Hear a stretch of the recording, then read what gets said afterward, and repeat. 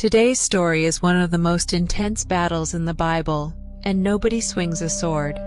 It's Hushai versus Ahithophel, a battle of counsel during Absalom's rebellion, and King David's darkest escape.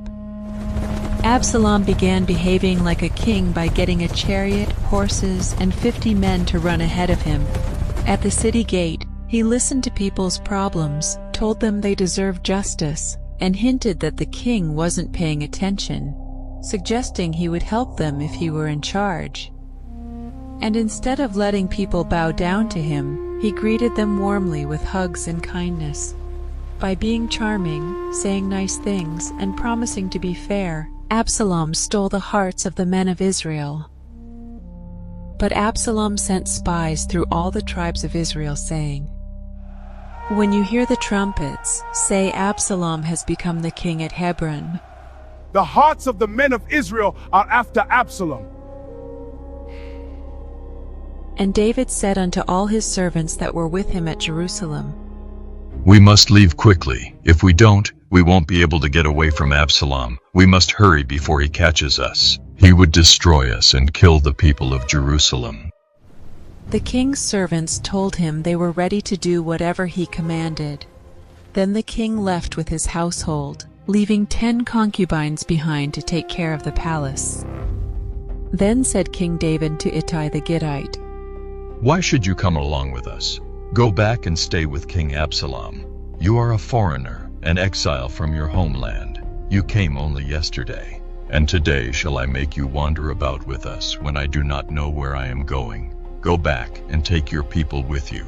May the Lord show you kindness and faithfulness." As surely as the Lord lives, and as my lord the king lives, wherever my lord the king may be, whether it means life or death, there will your servant be. Go ahead and pass over. And all the country wept with a loud voice, and all the people passed over. The king also himself passed over the brook Kidron, and all the people passed over, toward the way of the wilderness. Zadok was there too, along with all the Levites who were with him, carrying the ark of the covenant of God. They set down the ark of God.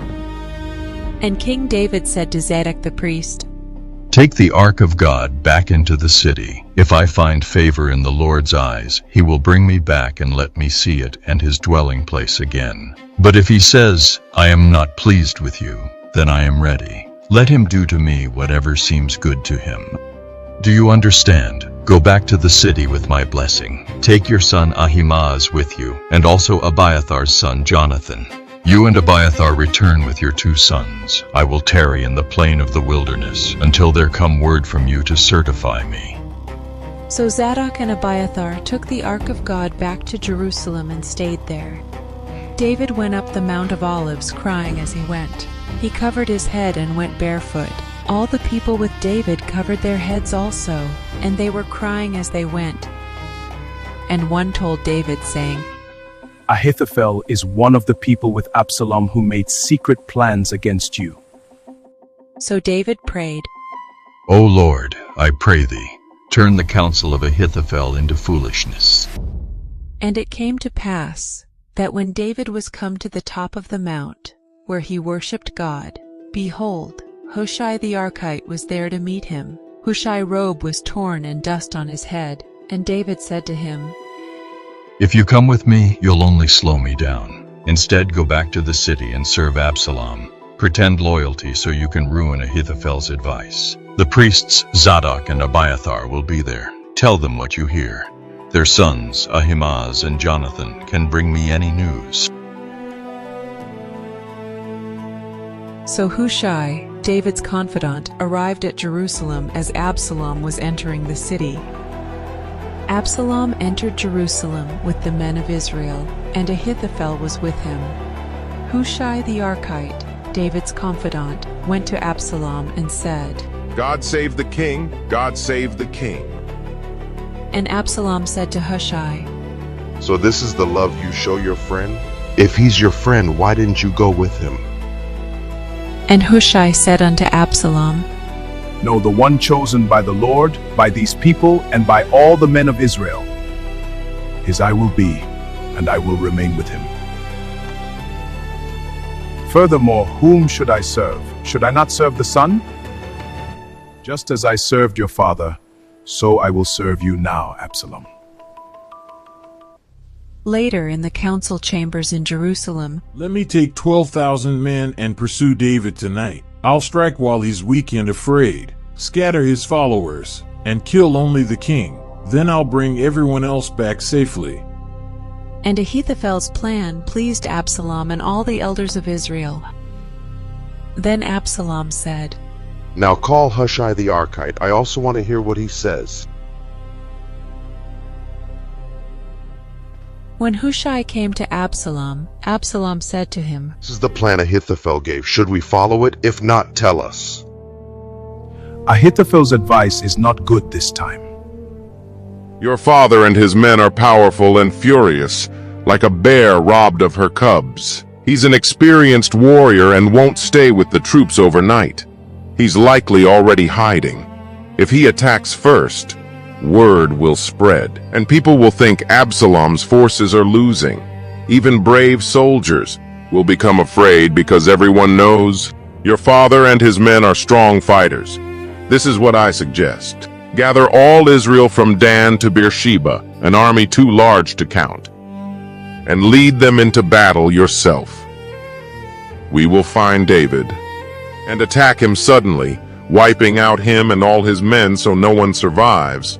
If he hides in a city, all Israel will pull it down until not one stone remains.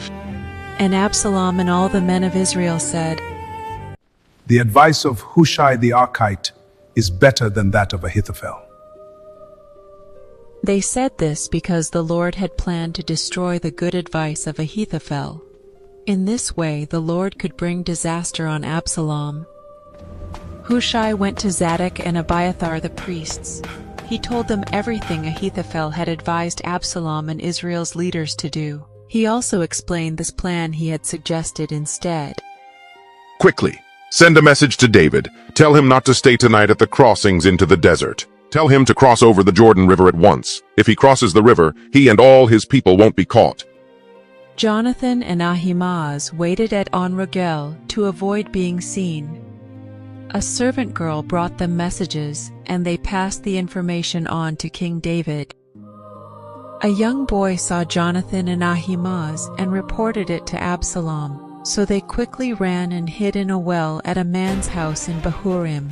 The man's wife covered the well with a cloth and spread grain over it, so no one knew they were hiding there. Absalom's servants came to the woman at the house. They asked, Where are Ahimaaz and Jonathan? They have already crossed the brook.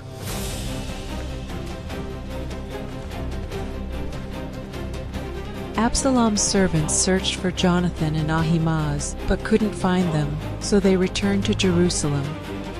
After Absalom's servants had left, Jonathan and Ahimaaz climbed out of the well. Then they went to tell King David. They said, Hurry, cross over the river. Ahithophel has said these things against you. By dawn, David and all his people had crossed the Jordan River. When Ahithophel realized his advice was rejected, he went home, set his affairs in order, and hanged himself. He was later buried in his father's tomb. When David arrived at Mahanaim, Shobi, Machir, and Barzillai brought many supplies for him and his people. They provided beds, dishes, grain, beans, honey, milk products, sheep, and cheese because they knew the people were hungry, tired, and thirsty in the wilderness. In their hour of weakness, the Lord provided through willing hands. Some of the greatest battles aren't fought with swords, but with wisdom, loyalty, and courage. Ahithophel had a winning strategy, but Hushai had a heart aligned with God. God doesn't always stop evil with lightning. Sometimes He places the right person in the right place at the right time. When you choose loyalty over ambition, truth over advantage, and faith over fear, you step into God's greater plan. Even when things look lost, God is working behind the scenes. Not every hero stands on a battlefield. Some win through obedience. If this story encouraged you, don't forget to like, share, and subscribe for more faith-filled fun on Eden Bible Adventures. Check out our Bible Heroes playlist for more powerful stories just like this one. See you next time for another exciting adventure through God's Word on Eden Bible Adventures. Yeah.